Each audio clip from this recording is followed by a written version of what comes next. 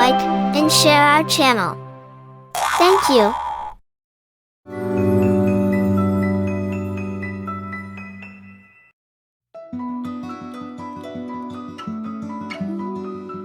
प्यारे बच्चों, ये कहानी है स्पाइडरमैन और आप जैसे प्यारे छोटे से बच्चों की। एक दफ़ा का जिक्र है कि न्यूयॉर्क सिटी में स्पाइडरमैन लंबी लंबी इमारतों के दरमियान झूल रहा था और हफ्ते की सुबह को एंजॉय कर रहा था। शहर खामोश था।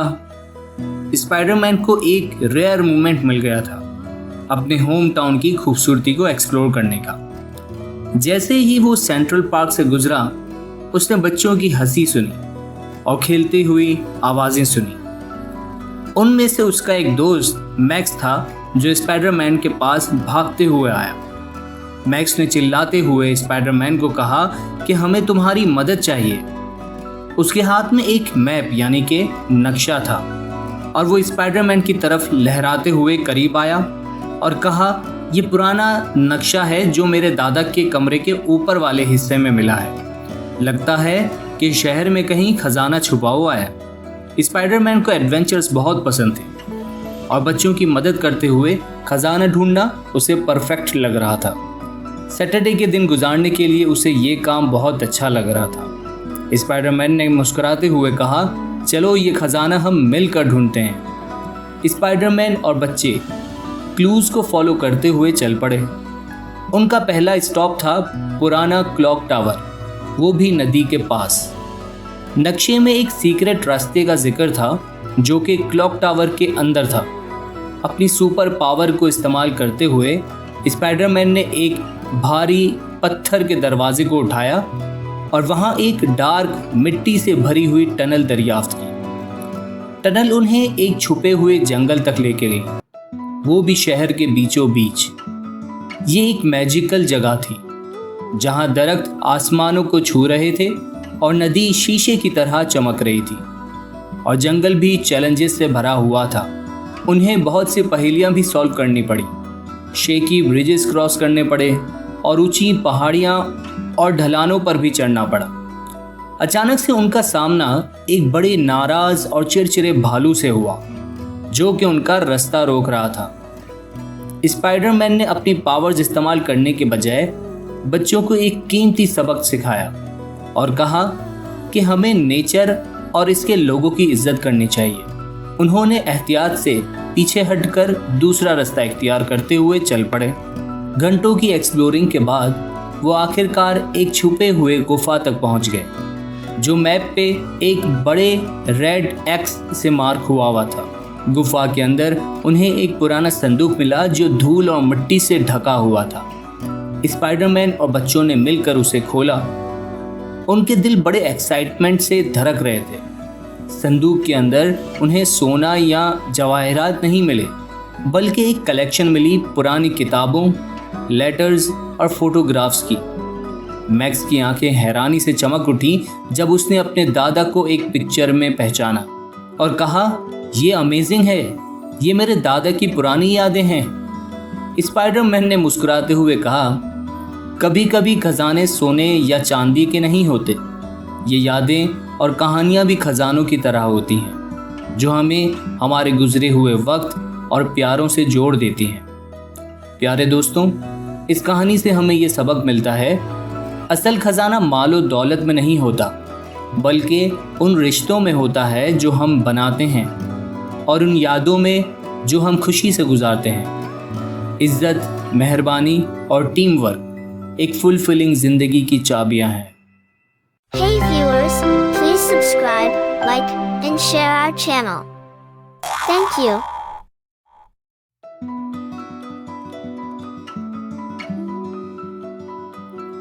प्यारे बच्चों, ये कहानी है एक छोटे से प्यारे से बच्चे की जो खाना नहीं खाता था। एक दफ़ा का जिक्र है कि एक छोटे से गांव में एक प्यारा सा बच्चा रहता था जिसका नाम लियो था।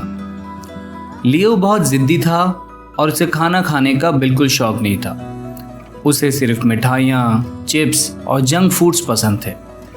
जब उसके पेरेंट्स उसे सेहतमंद खाना खिलाने की कोशिश करते तो वो खाने के मामले में हमेशा अपने पेरेंट्स को तंग करता था। एक दिन लियो ने अपने पेरेंट्स से कहा, मुझे सब्ज़ी और दाल बिल्कुल पसंद नहीं, मैं सिर्फ मिठाइयाँ और चिप्स और जंक फूड खाऊंगा। उसके पेरेंट्स ने उसे समझाने की बहुत कोशिश की, लेकिन लियो ने उनकी एक भी ना सुनी। कुछ हफ्तों के बाद लियो की तबीयत खराब होने लगी। उसकी एनर्जी, उसकी ताकत कम होने लगी। वो अक्सर बीमार रहने लगा और उसके चेहरे का रंग भी पीला पड़ गया। लियो के पेरेंट्स बहुत परेशान हो गए और उसे डॉक्टर के पास लेकर गए। डॉक्टर ने लियो का चेकअप किया और कहा, लियो, तुम्हें सेहतमंद खाने की ज़रूरत है। तुम्हारी सेहत इसलिए ख़राब हो रही है क्योंकि तुम सिर्फ मिठाइयाँ, चिप्स और जंक फूड खाते हो। तुम्हें सब्जियाँ, दाल और फल खाने चाहिए ताकि तुम्हारा जिस्म, तुम्हारी बॉडी मजबूत और तंदुरुस्त रहे। लियो को वो बात समझ आ गई। लियो ने डॉक्टर की बात को ध्यान से सुना और सोचा, मुझे अपनी सेहत ठीक करनी चाहिए। उसने अपने पेरेंट्स से कहा, मुझे माफ़ कर दो, अब से मैं सब्जियां और दाल खाया करूंगा। लियो ने अपनी आदत बदल दी और सेहतमंद खाना खाना शुरू कर दिया। धीरे धीरे उसकी तबीयत ठीक होने लगी, उसकी एनर्जी वापस आने लगी और वो फिर से खुश रहने लगा। उसने समझ लिया था कि सेहतमंद खाना खाना कितना ज़रूरी है। प्यारे बच्चों, इस कहानी का सबक ये है कि सेहतमंद खाना खाना बहुत ज़रूरी है। मिठाइयाँ, चिप्स और जंक फूड्स कभी कभी ठीक हैं, लेकिन रोज़ाना खाना वो खाना चाहिए जो हमारे जिस्म को, हमारी बॉडी को ताकत और सेहत दे। हमेशा अपने पेरेंट्स की बात सुनो और सेहतमंद खाना खाया करो ताकि आप बच्चे भी लियो की तरह मजबूत और तंदुरुस्त रह सको। Hey viewers, please subscribe, like, and share our channel. Thank you.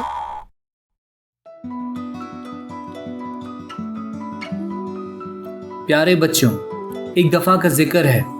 एक घने हरे जंगल के बीच एक झील जैसा घर बसा हुआ था। वहाँ एक छोटा सा कछुआ रहता था जिसका नाम टिमोथी था। टिमोथी एक सुकून और शांत दिल का मालिक था जो कि पूरा दिन धूप में लेटकर झील को एक्सप्लोर करते हुए गुजारता था। उसके शांत होने के बावजूद टिमोथी के दिल में अकेलापन का एहसास होता था। हालांकि उसके बहुत सारी मछलियाँ और मेंढक दोस्त थे, लेकिन उसको असल दोस्त की तलाश थी जिसके साथ वो अपने एडवेंचर्स को शेयर कर सके। एक दिन जब टिमोथी झील के किनारे एक गीले पत्थर पर लेटे हुए सूरज की रोशनी का मज़ा उठा रहा था, उसने एक छोटे से मेंढक फ्रेडी को देखा जो कि पानी से बाहर आने की कोशिश कर रहा था। बिना किसी डर के टिमोथी उस मेंढक की मदद करने के लिए कूद गया और अपने मजबूत शैल को एक मजबूत ज़मीन के रूप में इस्तेमाल करके मेंढक को बचा लिया। फ्रेडी ने उसका शुक्रिया अदा किया और बातचीत शुरू की। दोनों जल्द ही दोस्त बन गए और वो इतने अच्छे दोस्त बन गए कि वो दोनों अपने एडवेंचर्स भी शेयर करने लगे। टिमोथी और फ्रेडी ने बहुत से एडवेंचर्स पर सफ़र किया, जंगल और झील के हर कोने को एक्सप्लोर किया। वो बुलंद दरख्तों पर चढ़ते, झील की गहराइयों में जाते और जंगल के किनारे नए अजीबो गरीब मखलूक को एक्सप्लोर करने के लिए जाते। टिमोथी और फ्रेडी दरख्तों के दरमियान खड़े थे तो अचानक से एक आवाज़ दरख्त के करीब से आई जिससे वो दोनों डर गए। वो एक दूसरे को परेशानी भरी नज़रों से देखने लगे। उन्हें मालूम नहीं था कि इस आवाज़ की वजह क्या हो सकती थी।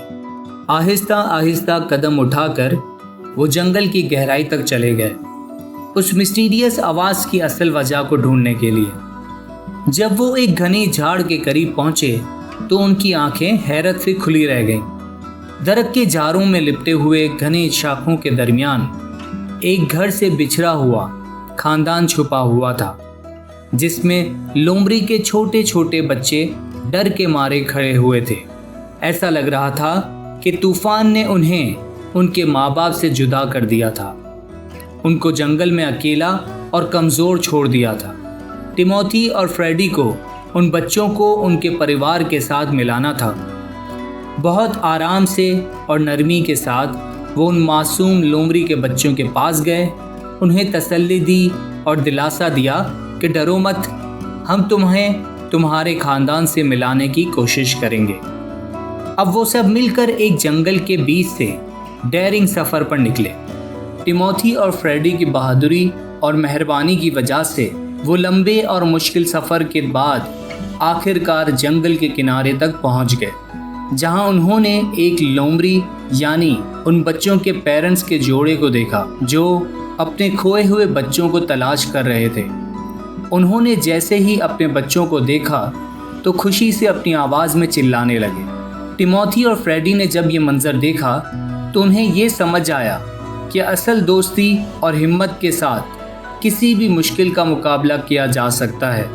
और फिर वो अपने नए लोमड़ी के दोस्तों से अलविदा कहते हुए अपने नए एडवेंचर पर निकल पड़े। प्यारे बच्चों, इस कहानी से हमें ये सबक मिलता है कि अगर दोस्ती सच्ची हो और मदद करने का जज्बा हो तो हर मुश्किल आसान हो जाती है। Hey viewers, please subscribe, like, and share our channel. Thank you.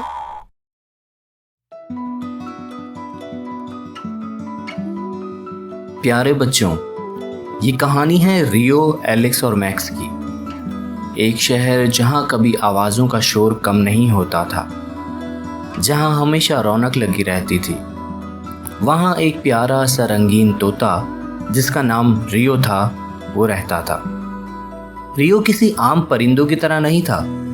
इसके पास बात करने की सलाहियत भी थी और उसकी दिल फरेब अदाएं और उसकी शख्सियत ऐसी थी कि अगर कोई उसे देखे तो देखता ही रह जाए। निहायत ही खूबसूरत और दानिशमंद तोता था। वो बहुत ही अक्लमंद तोता था। एक दिन जब रियो एक पार्क में अपने पसंदीदा दरख्त की शाख पर बैठा हुआ था तो वो वहाँ पर गुनगुना रहा था। वहाँ दो शख्स यानी कि एलेक्स और मैक्स जो वहाँ चल फिर रहे थे, उनकी नज़र उस तोते पर यानी कि रियो पर पड़ी। रियो के रंगीन पर और उसकी शख्सियत को देखकर एलेक्स और मैक्स दोनों बहुत मुतासिर हुए। और जब रियो यानी तोते ने जब बोलना शुरू किया तो वो दोनों बहुत ही हैरान हो गए और रियो में बहुत ही दिलचस्पी लेने लगे। एलेक्स और मैक्स ने रियो से बातें करना शुरू कर दी और देर तक उसके साथ बैठे रहे। एलेक्स और मैक्स को रियो की जहानत और अकल पर मज़ीद हंसी भी आने लगी और हैरान भी रहने लगे। और फिर वो दोनों एलेक्स और मैक्स रोज़ पार्क में आते और घंटों उस तोते यानी कि रियो के साथ बैठ के बातें करने लगे। और ये सिलसिला इतना बढ़ गया कि तीनों दोस्त बन गए। फिर क्या था, एलेक्स और मैक्स रियो के लिए खाना लाते, उसको खिलाते, उससे बातें करते, रियो को अपनी ज़िंदगी की कहानियाँ सुनाते। ऐसे ही दिन गुजरते गए, फिर हफ्ते गुजर गए और फिर महीने गुजरते गए और रियो इन दोनों की ज़िंदगी का एक अहम हिस्सा बन गया। रियो अब उन दोनों के साथ रहने लगा। जब भी एलेक्स और मैक्स बाहर जाते तो रियो उनके साथ उनके कंधे पर बैठ जाता और सारे शहर को घूमता रहता था। जैसे जैसे वक्त गुजरता गया, रियो अब बड़ा होता गया और फिर एक जगह पर रहकर बेचैन होता गया। वो अब शहर से बाहर कहीं उड़ना चाहता था। जैसे जैसे दिन गुजरते गए, हफ्ते बन गए, हफ्ते गुजरते गए, महीने बन गए और रियो दिन ब दिन ज़्यादा चिढ़ता गया। और फिर एलेक्स और मैक्स ने ये सब कुछ महसूस किया कि अब रियो बड़ा हो रहा है और उसे हमारे साथ रहने में मज़ा नहीं आ रहा। वो कहीं और बाहर आज़ाद उड़ना चाहता है। एलेक्स और मैक्स बहुत ही दुखी हुए, लेकिन वो रियो को अपने साथ कैद में नहीं रखना चाहते थे क्योंकि रियो एक तोता नहीं, उनकी ज़िंदगी का एक हिस्सा बन चुका था। अब एलेक्स और मैक्स को एक मुश्किल फ़ैसला लेना था कि या वो उस रियो को आज़ाद कर दें या तो उसे कैद करके अपने साथ रखें। एलेक्स और मैक्स ने एक मुश्किल फ़ैसला किया, रियो को आज़ाद करने का, क्योंकि परिंदों की असल दुनिया ये नहीं बल्कि आज़ादी है। ये एलेक्स और मैक्स की रियो से मोहब्बत का सबूत था। एलेक्स और मैक्स ने बड़े दुखी दिल से रियो को अलविदा किया और उसे खुले आसमान में छोड़ दिया। देखते ही देखते रियो आसमान के घने बादलों में उड़ गया और आँखों से ओझल हो गया।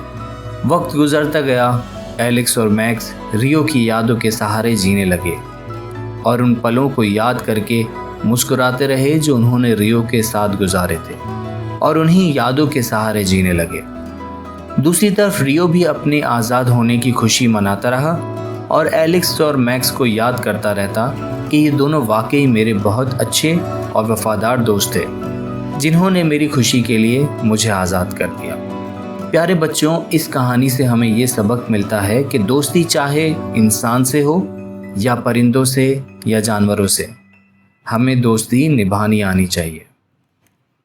Hey viewers, please subscribe, like, and share our channel. Thank you. प्यारे बच्चों, ये कहानी है सुपरमैन और जहर वाले पानी की। एक दफ़ा का जिक्र है, मेट्रोपोलिस शहर अपनी मसरूफ ज़िंदगी जी रहा था, लेकिन अचानक शहर में एक खौफनाक खबर फैल गई। शहर के पानी में जहर मिल गया था और लोगों की जान खतरे में थी। सुपरमैन को ये सुनकर बहुत फिक्र हुई। सुपरमैन ने फौरन अपनी सुपर स्पीड का इस्तेमाल करते हुए शहर के चक्कर लगाए और देखा कि लोगों को पानी से जहर मिल रहा है। उसने फैसला किया कि वो इस मुश्किल को हल करेगा और लोगों की जान बचाएगा। इसी दौरान सुपरमैन को पता चला कि एक खतरनाक विलन डॉक्टर वेनोम ने ये जहर मिलाया था। डॉक्टर वेनोम का मकसद था कि पूरी दुनिया में अफरा तफरी मचा दी जाए। सुपरमैन ने फैसला किया कि उसे किसी अच्छे साइंटिस्ट की मदद लेनी होगी। सुपरमैन सीधा मेट्रोपोलिस की मशहूर लैब मेट्रो लैब्स पहुंचा। वहां उसने डॉक्टर सारा से मुलाकात की, जो एक बहुत ही होशियार साइंटिस्ट थी। डॉक्टर सारा ने सुपरमैन की बात सुनकर कहा, हाँ, हम एक ऐसा केमिकल बना सकते हैं जो इस जहर को पानी से ख़त्म कर दे। सुपरमैन और डॉक्टर सारा ने मिलकर दिन रात मेहनत की।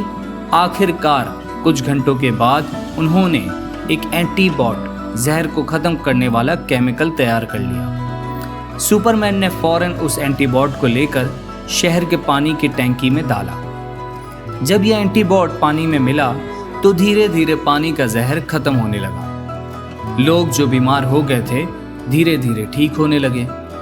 शहर वालों ने सुकून का सांस लिया और सुपरमैन और डॉक्टर सारा का शुक्र अदा किया। लेकिन डॉक्टर वेनम को सजा मिलना जरूरी था। सुपरमैन ने अपनी सुपर हियरिंग का इस्तेमाल करके डॉक्टर वेनम का पता लगाया, जो एक गुफा में छुपा हुआ था। सुपरमैन ने उस गुफा को ढूंढ निकाला और पुलिस को बुलवाया। पुलिस ने फौरन डॉक्टर वेनम को गिरफ्तार कर लिया। शहर वालों ने अपने हीरो सुपरमैन को तालियों से सलाम किया और डॉक्टर सारा की तारीफ की। और इस तरह सुपरमैन ने एक बार फिर साबित किया कि अच्छाई हमेशा जीतती है। सुपरमैन और डॉक्टर सारा ने मिलकर ना सिर्फ लोगों की जान बचाई, बल्कि डॉक्टर वेनम को भी उसकी सजा दिलाई। प्यारे बच्चों, इस कहानी से हमें ये सबक मिलता है कि चाहे किसी के इरादे कितने ही बुरे क्यों ना हों, आखिर में जीत अच्छाई की ही होती है। इंसाफ हमेशा दिया जाता है और जो लोग दूसरों को नुकसान पहुंचाते हैं उन्हें उनके अमाल का हिसाब जरूर दिया जाता है। Hey viewers, please subscribe, like, and share our channel. Thank you.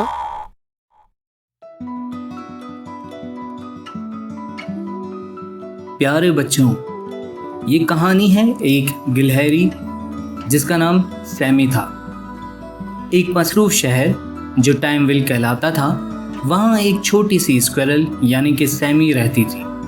Sami को खेलना और उसके घर के करीब के रंग बिरंगी जंगलों की तफ्तीश करना बहुत पसंद था।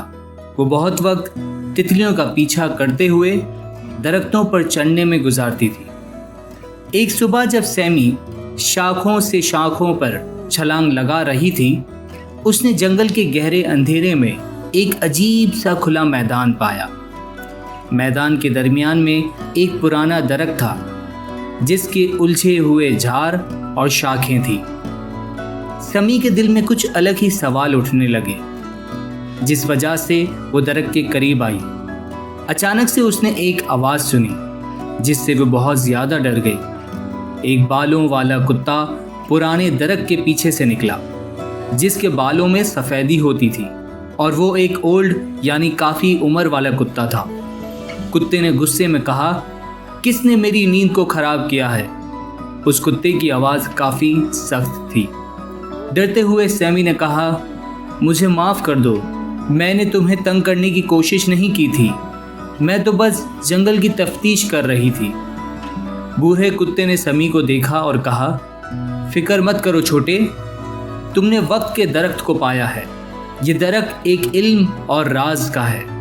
वक्त कीमती है और वो जो इस राज को जानना चाहते हैं उन्हें एहतियात करनी चाहिए। बूढ़े कुत्ते ने गिलहरी से कहा कि ये दरख्त वक्त का दरख्त है और जो भी तुम जंगल के बारे में पूछोगे वो इसका जवाब देगा, और तुमने ये दरख्त पाया है। छोटी सी गिलहरी दरख्त को देखती है और पूछती है, क्या तुम मेरे सवालों का जवाब दे सकते हो? दरख्त से आवाज़ आती है, हाँ, मैं तुम्हें जंगल के बारे में तमाम मालूमात दे सकता हूँ क्योंकि मैं यहाँ 5000 सालों से हूँ। ये सुनते ही बूढ़ा कुत्ता मुस्कुराता है और छोटी सी गिलहरी से कहता है कि वो दरख्त से बात करे और मैं अब चलता हूँ। अब छोटी सी गिलहरी दरख्त से कहती है, क्या तुम मुझे कुछ ऐसी नसीहत दे सकते हो जो मेरी ज़िंदगी बदल दे? दरख्त उसे नसीहत देता है, वक्त पैसा है और अपने वक्त की कदर करो क्योंकि वक्त किसी के लिए नहीं रुकता, बस गुजरता रहता है। अपने वक्त में कुछ ऐसा करो जो दुनिया में तुम्हारा नाम याद रखे और आखिरत में भी तुम्हारा नाम हो। गिलहरी दरख्त से कहती है, वाह, बहुत शुक्रिया प्यारे दरख्त, मैं तुम्हारी इस नसीहत पर अमल करूंगी और अपने वक्त की कदर करूंगी और मैं दूसरों की मदद भी करूंगी ताकि मेरा नाम हमेशा याद रखा जाए। ये कहकर गिलहरी अपने घर की तरफ चली जाती है। प्यारे बच्चों, इस कहानी से हमें ये सबक मिलता है कि हमें हमेशा वक्त पर सब काम करने चाहिए और दूसरे लोगों की मदद करनी चाहिए। Hey viewers, please subscribe, like, and share our channel. Thank you. प्यारे बच्चों, ये कहानी है 3 हीरोज़ की। मेट्रोपोलिस शहर में जहाँ ऊंची ऊंची इमारतें धूप में चमकती रहती थीं और गलियां लोगों से भरी रहती थीं, उसके खिलाफ कोई साजिश करने वाला था जिसका नाम बाइट ब्लाइट था। बाइट ब्लाइट एक चालबाज शैतान था जिसके पास जादू से भरी टेक्निकल ताकत थी और वो चाहता था कि हर किसी के दिमाग को उनके फ़ोन्स के ज़रिए अपने काबू में कर ले। जब लोग अजीब अजीब सा बिहेव करने लगे तो सुपरमैन को कुछ गड़बड़ महसूस हुई।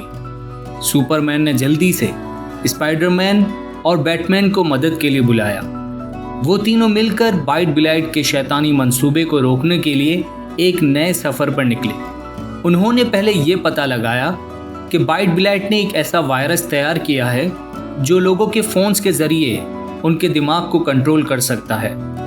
लेकिन हमारे हीरोज़ हार मानने वाले नहीं थे। हिम्मत करके वो बाइट ब्लाइट की दुनिया में दाखिल हुए और उसे रोकने की कोशिश की, जबकि बाइट ब्लाइट बहुत ज़्यादा चालाक शैतान था और उसने हमारे तीनों हीरोज़ यानी कि सुपरमैन, स्पाइडरमैन और बैटमैन को कैद कर लिया। जेल में बैठे बैठे बैटमैन ने एक मंसूबा बनाया कि कैसे बाइट ब्लाइट को रोका जाए। उन्होंने स्पाइडरमैन और सुपरमैन की ज़बरदस्त ताकत से उस शैतान की डिजिटल कैद से आज़ादी हासिल की और बाइट ब्लाइट का सामना किया। जब बाइट ब्लाइट ने अपनी माइंड कंट्रोल की रेस इन तीनों पर छोड़ दी तो बैटमैन ने अपने साथियों को हिदायत की कि वो मिरर यानी आईनों का इस्तेमाल करें ताकि बाइट ब्लाइट की रेस को वापस उसकी तरफ मोड़ा जाए। उन्होंने मिलकर माइंड कंट्रोल करने वाली रेस को बाइट ब्लाइट पर वापस मोड़ दी। इस तरह उसे हराकर और शहर में जो लोग उसके काबू में थे उन सब को छुड़वा लिया। इसके बाद मेट्रोपोलिस खुशी से झूम उठा और अपने हीरोज़ को अप्रिशिएट किया। वहाँ के लोगों ने एक सबक ये सीखा कि इत्तेहाद और मिलजुल कर काम करने से हम सारी बड़ी मुश्किलों को भी पार कर सकते हैं और जब दोस्त मिलकर एक दूसरे का साथ देते हैं तो कुछ भी नामुमकिन नहीं होता। जब तीनों हीरोज़ एक साथ खड़े थे तो उन्होंने एक दूसरे की ताकत और सपोर्ट को अप्रिशिएट किया। सुपरमैन की मजबूत हिम्मत, स्पाइडरमैन की चुस्ती और बैटमैन की स्ट्रेटजी ने सबको बचा लिया। उस दिन के बाद से शहर हमेशा के लिए शांत हो गया और उनके इत्तेहाद की कहानी मज़ीद आगे लोगों की नस्ल को सबक देती रही कि टीम वर्क और दोस्ती की ताकत को अपनाएं। प्यारे बच्चों, इस कहानी से हमें ये सबक मिलता है, जब हम एक दूसरे का साथ देते हैं तो हम किसी भी मुश्किल को पार कर सकते हैं, चाहे वो कितनी भी बड़ी मुश्किल क्यों ना हो। जब हम मिलकर काम करते हैं तो हम ज़्यादा ताकतवर हो जाते हैं। Hey viewers, please subscribe, like, and share our channel. Thank you.